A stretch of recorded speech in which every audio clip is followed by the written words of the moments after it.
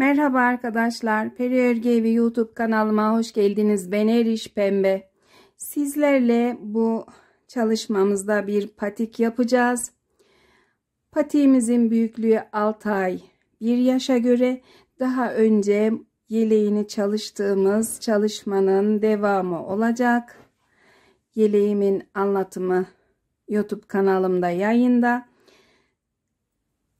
Yeleğimin devamı olarak yaptım ama model kullanmadım. Sadece yelekte kullandığım süslemeden patiğimin ön kısmına da yaptım.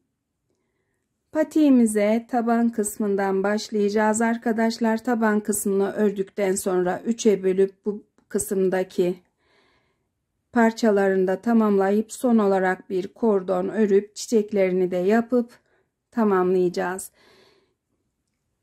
Birer tane de inci düğme diktim yan taraflarına. Patiğimin oldukça şirin ve güzel bir patik oldu. Evde kalan diğer iplerinizle yapabileceğiniz bir çalışma. Diğer örgülerden kalan iplerle. Hep birlikte başlayalım şimdi yapımına. Kanalıma abone olup beni desteklemeyi, bana yorum beğeni yapmayı unutmayın hanımlar. Kolay gelsin şimdiden hepinize. Örgümüze başlıyoruz arkadaşlar. Bebek patiği yapacağız. Patiğimiz için bize 3 renk ip lazım. Beyaz iple başlayıp ördükten sonra lila ve pudra ipimizle süsleme yapacağız. Diğer malzemelerimizde 2 tane inci düğme lazım. Pudra renkli 6 tane de beyaz incim var. Çiçekleri süslemek için kullanacağız incileri. Bir önceki çalışmam olan bu yeleğimin altına patik yapacağım. Model kullanmayacağım. Sadece çiçeklerle süsleyeceğiz patiğimizi. Lila ve pudra renkli ipi süslemek için kullanacağız. İplerin markası da arkadaşlar beyaz ipim Alize Happy Baby marka. Lila ipim de aynı marka.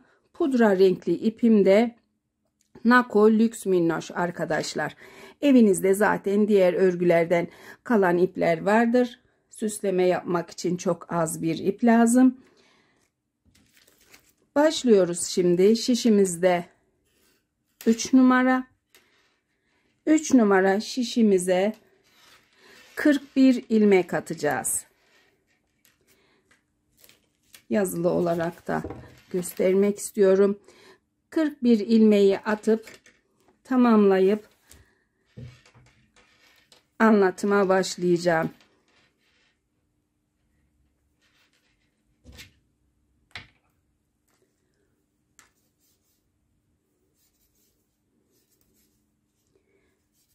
...41 ilmeği tamamlıyorum. Ters yüzden bir sıra haroşa örüp... ...düz yüzde patiğimiz için ekleyeceğimiz artmaları anlatacağım. Tamamladım ilmeklerimi. Ters yüzden bir sıra örgü ördüm. Şimdi düz yüzdeyiz. 4 ilmek artma ekleyeceğiz. Artma eklemek için 2 ilmek örüp bir artma ekleyeceğiz. Daha sonra 18 ilmek örüp bir artma ekleyeceğiz.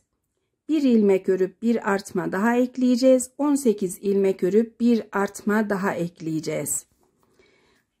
Ayrımınız bu yazılanlar gibi olacak. 2 ilmek, 18 ilmek, 1 ilmek, 18 ilmek, 2 ilmek sayıp işaret takabilirsiniz arkadaşlar. Sayarak yapacağım ben. Kenar ilmeğimi ördükten sonra 1 ilmek haroşa örüyorum. Sağ yöndeki şişimde 2 ilmek olunca 1 ilmek gizli artma ekliyorum. Daha sonra 18 ilmek haroşa öreceğim. 1 2 3 4 5 6 7 8 9 10 11 12, 13, 14, 15, 16, 17 ve 18 ilmek. 18 ilmekten sonra bir ilmek gizli artma ekliyorum. Bir ilmek haroşa örüyorum. Sol yönüne bir ilmeğin bir gizli artma daha ekliyorum. Devam edip 18 ilmek haroşa öreceğiz.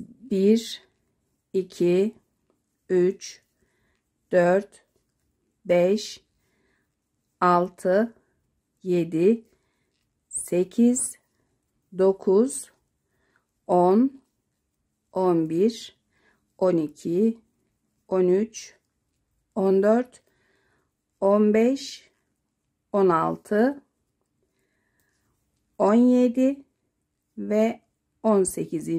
ilmeğim. Sol yöndeki şişimde 2 ilmeğim kaldı. Bir ilmek daha gizli artma ekliyorum. İlmeğimin bir tanesini haroşa örüp kenar ilmeğini takıyorum. Ters yüze dönüyoruz örgümüzde. Kenar ilmeğini örüp bir ilmek haroşa ördükten sonra eklediğimiz artmayı delik olmayacak şekilde haroşa örüyoruz. Diğer ilmekleri de, artma ilmeklerini de delik olmayacak şekilde öreceksiniz. Ters yüzden sırayı tamamlıyorum. Düz yüzde anlatıma devam edeceğim.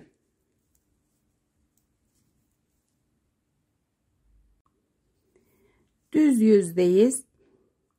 Kenar ilmeğini örüyoruz. Devamında 1, 2 ilmek haroşa örüyoruz. Sağ yöndeki şişimizde 3 ilmeğimiz var. 3 ilmekten sonra bir gizli artma ekliyorum. Diğer ilmekleri haroşa örüyorum. Sağ yöndeki artmalarımız iç kısma doğru, sol yöne doğru ilerleyecek.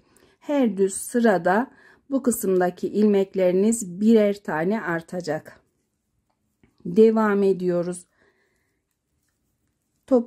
Bu topuk kısmı, burun kısmındaki artmayı örene kadar ilmeklerimiz 18 tane.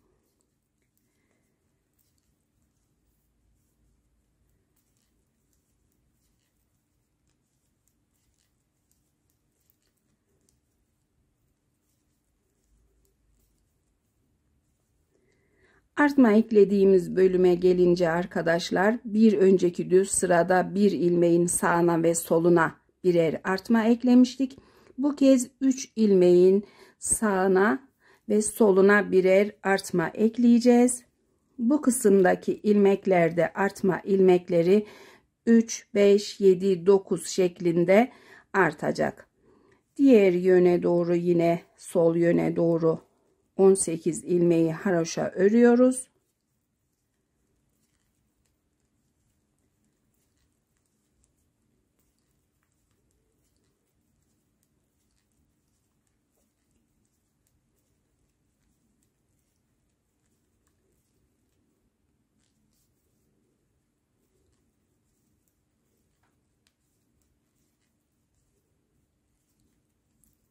Sol yönde şişimde 1, 2, 3 ilmeğim kaldı.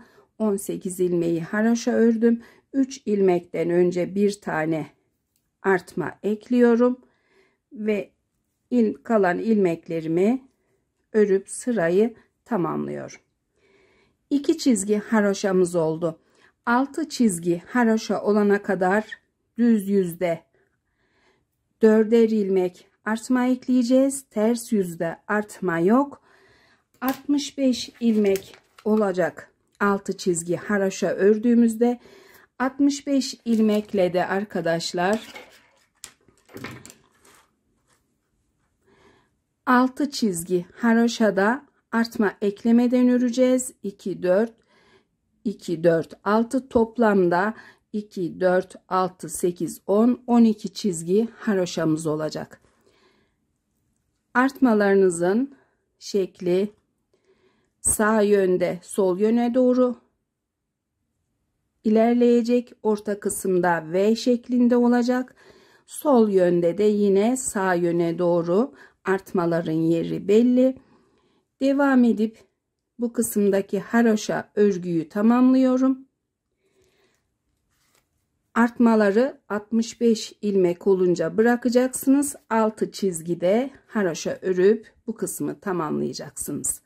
Sıralarımı tamamlayıp anlatıma devam edeceğim. Tamamladım sıralarımı arkadaşlar. 2, 4, 6, 8, 10, 12 çizgi haroşa var. Şişimde de 65 ilmeğim var. Şimdi patiğimizi 3 bölüm halinde öreceğiz. Sağ yönde 14 ilmekten oluşan bir haroşa bölüm var. Yüksekliği 9 çizgi haroşa. Orta kısımda ilmekleri keserek yapacağımız bir bölüm var. Sol yönde de yine 14 ilmekten oluşan 9 çizgilik haroşalık bir bölümü var. Bu patiğimi hazırladım. Bir tanesi üzerinde tarif edeceğim. Bunun da bağcıklarını yapacağımız zaman ikisinde de anlatım yapacağım. Başlıyoruz şimdi sağ yöndeki parçamızı örmeye. Kenar ilmeğimi alıyorum. Devamında 13 ilmek haroşa örüyorum.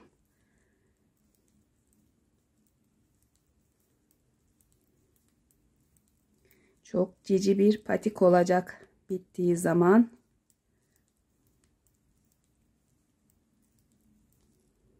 İki, 4, 6, 8, 10, 12, 13 ve 14. 14 ilmek örünce diğer ilmekler şişimde bekleyecek. Ters yüze dönüp 9 çizgi haroşa olana kadar devam ediyorum.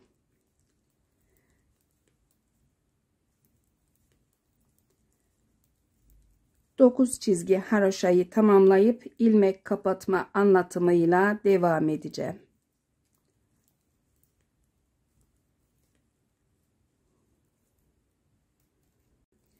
Tamamladım 9 çizgi haroşayı arkadaşlar. Şimdi düz yüzden ilmeklerimi düz örerek kapatıyorum.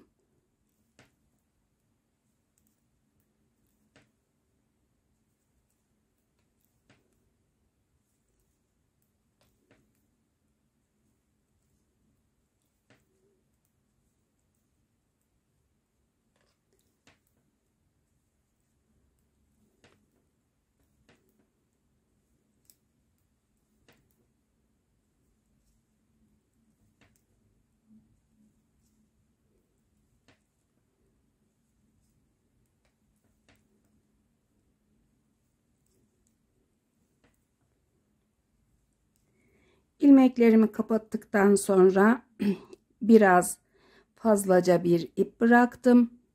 Bu kısımda tekrar kordon öreceğiz ilmek alarak. Kordona yetecek kadar ip bıraktıktan sonra ilmeğimin içinden kaydırarak ilmeği kapattım. İpimiz bekleyecek bu kısımda. Şimdi biz ipimizi ön kısma bağlayacağız. Bu kısma bağlayıp devam ediyorum.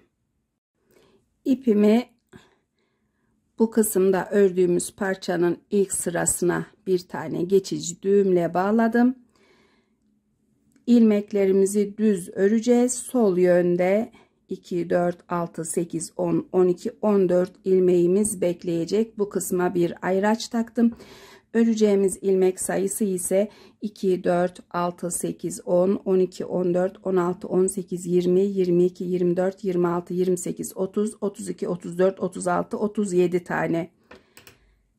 37 ilmeği düz yüzden düz, ters yüzden ters 2 sıra örgü öreceğiz.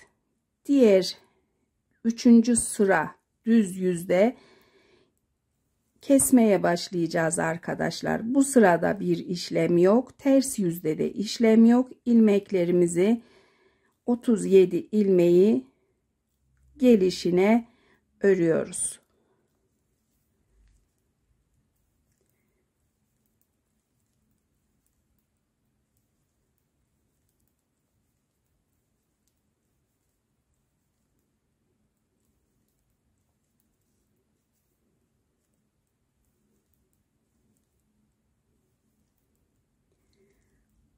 ayraca kadar devam edeceğim.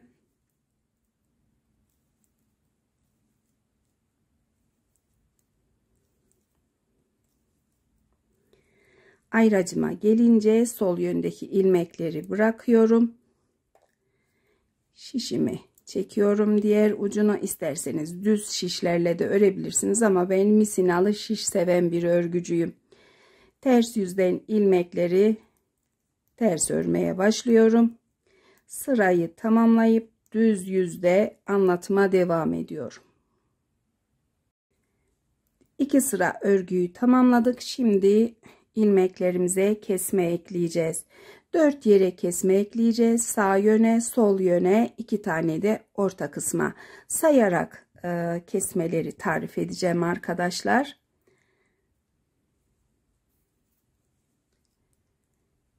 Kenar ilmeğimi örüyorum. Daha sonra sol yöndeki şişteki 2 ilmeği birlikte örerek ilk ilmeğimi kesiyorum. Sağ yöndeki kesme ilmeğimiz bu. Devam ediyoruz.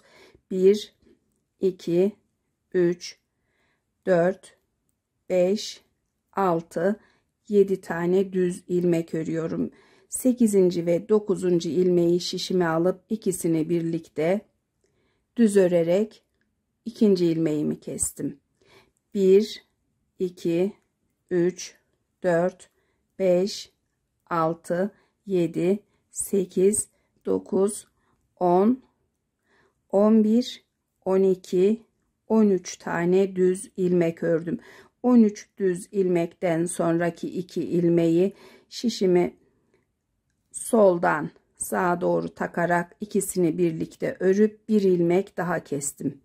Devam ediyorum. 1, 2, 3, 4, 5, 6, 7 ilmek düz örüyorum. 8. ve 9. ilmeği şişime alıp ikisini birlikte örerek 4. ilmeğimi de kestim. Düz yüzde örgümüz 4 ilmek azaldı. Ters yüzde kesme yok arkadaşlar.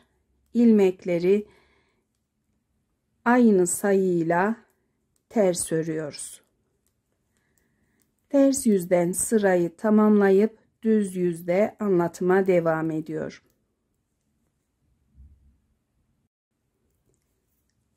Tekrar düz yüzdeyiz. Yine kesmeler yapacağız. Kenar ilmeğimizi örüp kenar ilmeğinden sonraki 2 ilmeği birlikte örüyoruz. Bir ilmek kestik.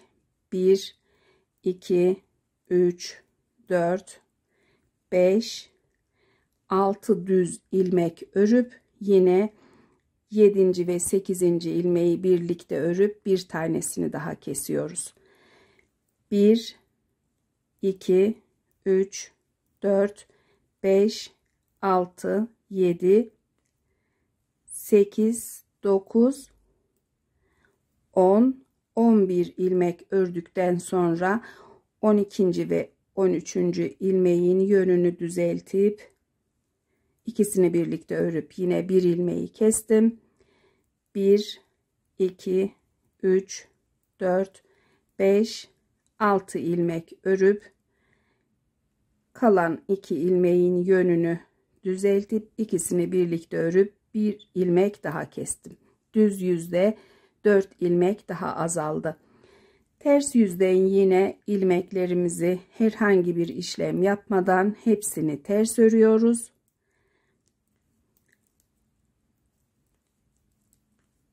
Düz yüzde kesmelere devam edeceğiz. 9 ilmek kalana kadar bu şekilde devam edip 9 ilmekten sonra haroşa örgüleri yapacağız. Bu kısma kadar kesmeleri tamamlayıp anlatıma devam edeceğim. Tamamladım ilmeklerimi kesmeyi arkadaşlar. Şişimde 2, 4, 6, 8, 9 ilmek kaldı. 9 ilmekle haroşa örgü örmeye başlıyoruz.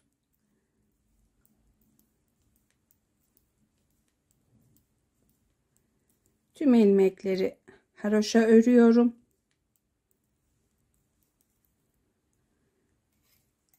Haroşa çizgilerimizin sayısı da bu kısımda 2, 4, 6, 8, 10, 12 çizgi haroşa örüp düz yüzden ilmeklerimi kapatacağım ve bu kısma dikecek kadar ip bırakıp tamamlayacağım. Daha sonra sol yöndeki 14 ilmeklik kısmı öreceğiz.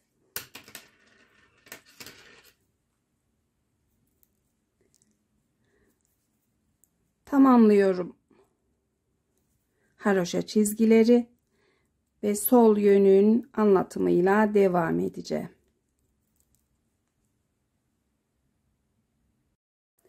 Tamamladım sıraları. Bu kısımdaki örgü iç yüzden bu kısma dikilecek arkadaşlar. Yine dikecek kadar ip bıraktım. İpimi sol yöndeki 2, 4, 6, 8, 10, 12, 14 ilmek olan kısmın hizasına bağladım. Örmeye başlıyorum. 9 çizgi haroşa öreceğim. Herhangi bir işlem yok. İlmeklerimi kapatıp daha sonra patiğimiz için bu kısma bağcık öreceğiz. Bu kısmı tamamlayıp bağcık anlatımıyla devam edeceğim.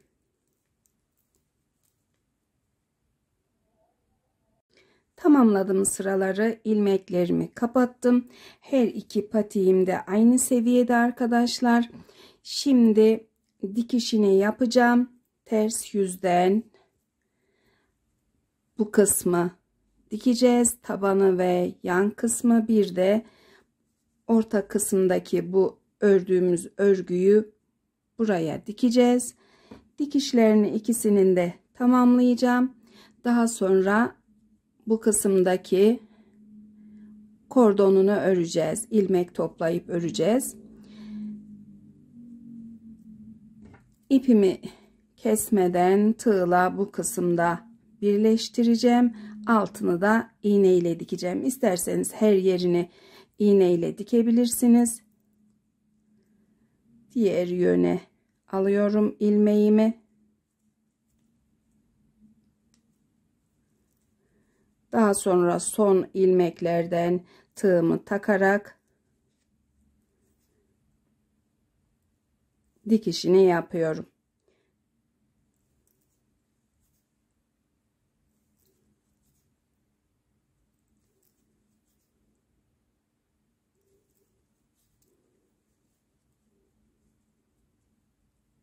Yaptığımız dikişin düz yüzden görüntüsü böyle. Dikişlerini yaptım patiğin arkadaşlar. Her ikisini de tamamladım dikiş için. Bir de düğmelerini diktim. Bir tanesinin düğmesini sağ yöne, bir tanesininkini sol yöne diktim. Sol yöne düğme diktiğimiz bu patiğimizin ilmeklerini bu yönden alacağız. Diğerini sol yönden alacağız. Bu kısma ip bağlayacağız. İpimizin bağlı olduğu düğmenin sol yönde dikili olduğu kısımdan başlıyoruz. 7 ilmek takacağım. Birinci ilmeğim,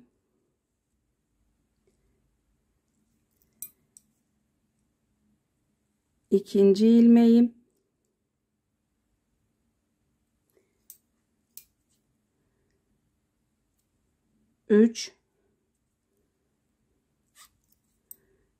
dördüncüsü,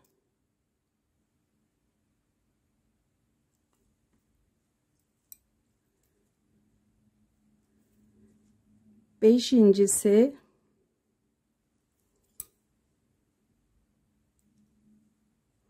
altı ve 7. ilmeğim.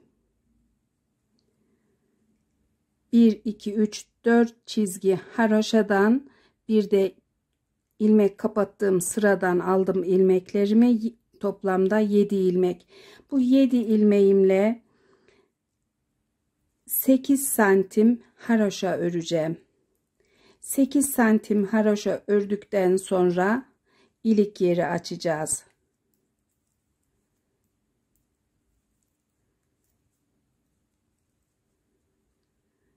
Diğerinin ilmeğini de almak istiyorum. Her ikisini de tamamlayıp ikisinin birlikte ilik yerine anlatım yapacağım. 1 2 3 4. çizgi haroşanın hizasına ipimizi bağlıyoruz.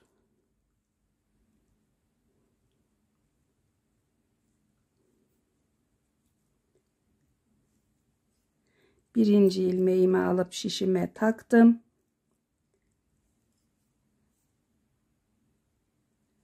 İkinci ilmeğim, üçüncü ilmeğim, dördüncü ilmeğim, 5, altıncısı ve ilmek kapattığım sıradan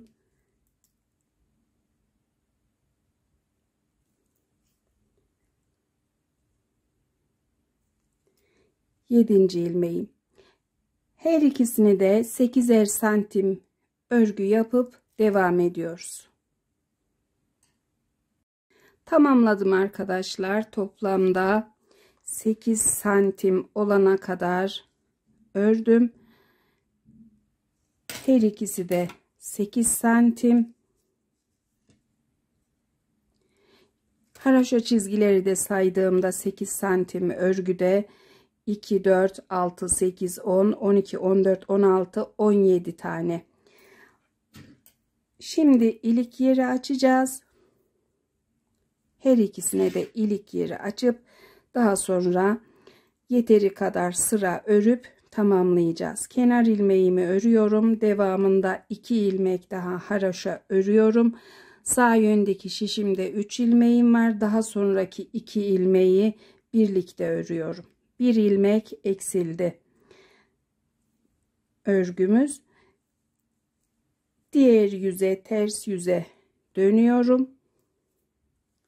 Kenar ilmeğimi alıp 2 ilmek haroşa örüyorum. 2 ilmek haroşa ördükten sonra eksilen ilmeğin yerine bir tane doluyorum. İlik yerini de yuvarlak şekilde açmış olduk.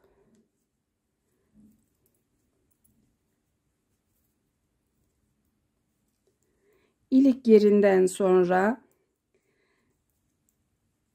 3 ya da 4 çizgi yeterli olacak bizim için. Yaptığımız ilik yeri böyle. Diğer sırasını da ördüğümde kendini belli edecek.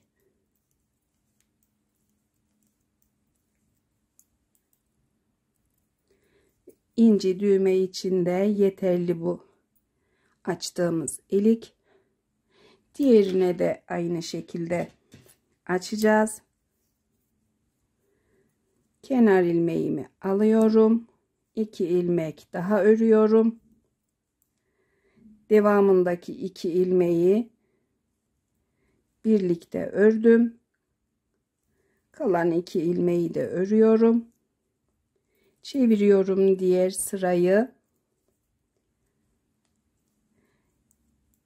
2 ilmek haroşa örüyorum. Şişimde 3 ilmek var. Eksilen ilmeğin yerine bir tane dolayıp diğer ilmekleri de örüyorum.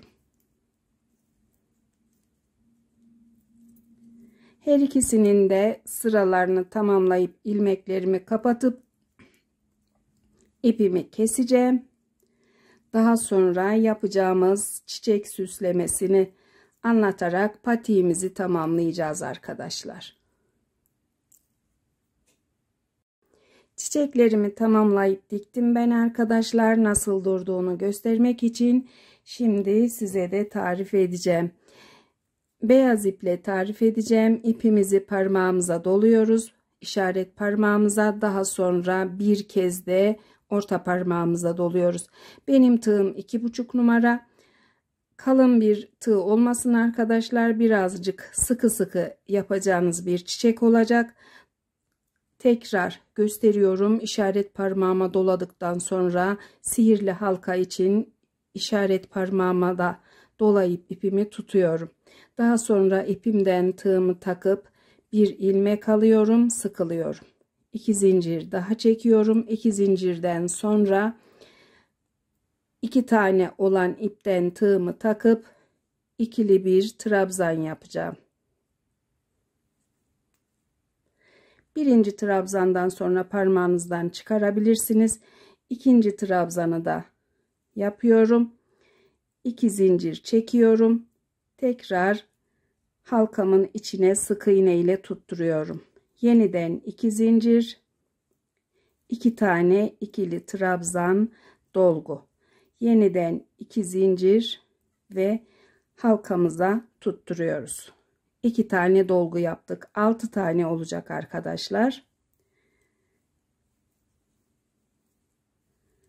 2 zinciri halkaya tutturuyoruz. Tekrar 2 zincirle çıkıp 2 tane trabzan yapıyoruz.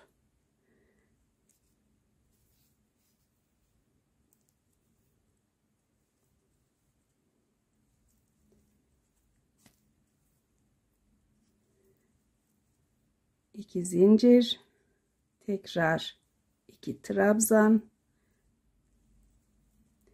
İplerinizi çekerek inceltebilirsiniz çiçek yaparken.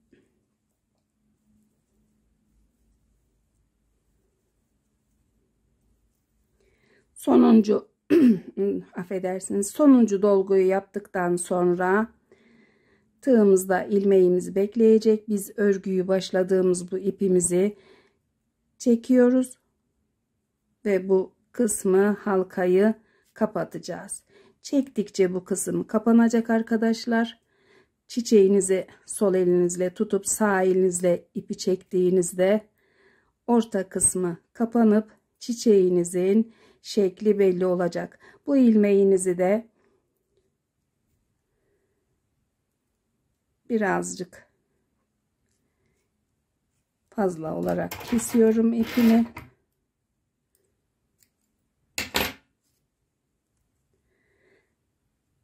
Başlangıç ipiyle birlikte bir düğüm yapıp bağlıyorum. Bağladıktan sonra istediğiniz kısalıkta kesebilirsiniz. Birinci düğümüm ve ikinci düğüm. Çiçeğin yapılışı böyle. Çiçeğin orta kısmına da bir tane inci diktim yaparken inci ile de bu kısım kapanacaktır. Tamamladık arkadaşlar tarifimizi. Her iki patiğimiz de gayet güzel oldu. Anlatımımızın da sonuna geldik. Beni izlediğiniz için çok teşekkür ediyorum.